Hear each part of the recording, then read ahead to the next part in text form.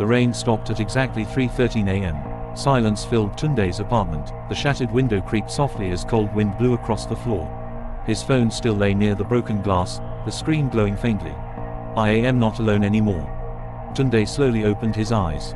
He was still alive. His entire body hurt, and blood trickled down his forehead, but the terrifying creature that attacked him was gone. The room felt strangely calm. Then his phone vibrated again. Tunde froze. Slowly, he picked it up. A new WhatsApp message appeared from Chika, but this time, the message looked different. No dark symbols, no strange photos, just simple text. Tunde, help me. His hands shook. What do you want from me? He whispered.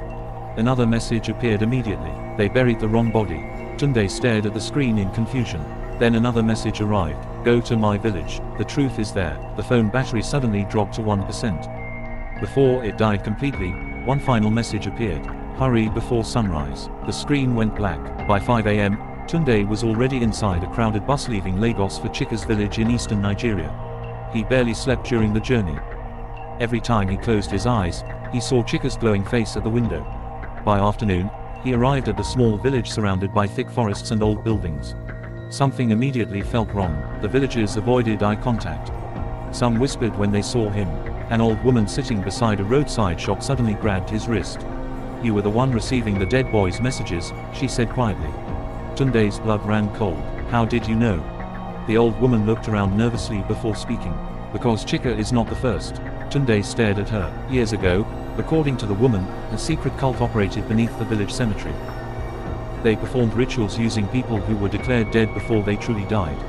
Some victims were buried alive during spiritual ceremonies. Chika had discovered the truth before his accident. They silenced him, the old woman whispered. Tunde's stomach tightened. Then who attacked me last night? The woman's face became pale.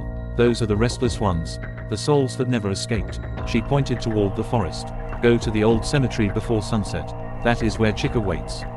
As evening approached, Tunde entered the abandoned cemetery alone. Broken graves covered the ground. Dead trees twisted like skeletal hands. Then, his phone suddenly turned on by itself, even though the battery had died hours ago. A live WhatsApp status opened automatically. It showed a video of a fresh grave at the center of the cemetery. Tunde slowly looked up. The exact grave stood before him. Suddenly, weak knocking sounds came from underground. Tock, tock, tock. Tunde dropped to his knees and started digging desperately with his bare hands. The soil felt loose. Within minutes, his fingers touched wood. A coffin. From inside came a weak voice. Tunde. Tears filled his eyes. Chika. Using all his strength, Tunde forced the coffin open. Inside lay Chika, alive, weak, barely breathing, but alive. Tunde quickly pulled him out as Chika gasped heavily for air. You came, Chika whispered. Before Tunde could speak, screams suddenly echoed through the cemetery. Dark shadowy figures began emerging between the graves. The restless spirits, the glowing eyes burned in the darkness. The ground started shaking violently. Chika grabbed Tunde's arm. Run. The two friends sprinted through the cemetery as the spirits chased behind them. The sky thundered loudly. Trees snapped. Gold voices screamed the names from every direction. But just as the shadows nearly reached them, the first sunlight of morning broke through the clouds. Instantly, the spirits began burning away into smoke. Their screams faded into silence.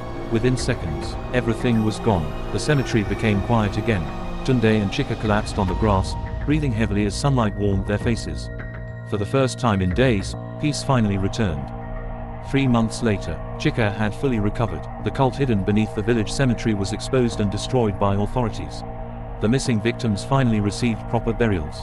And strangely, the supernatural WhatsApp statuses stopped forever. One evening, Tunde and Chika sat together in a small restaurant laughing over drinks. Then Tunde's phone buzzed suddenly.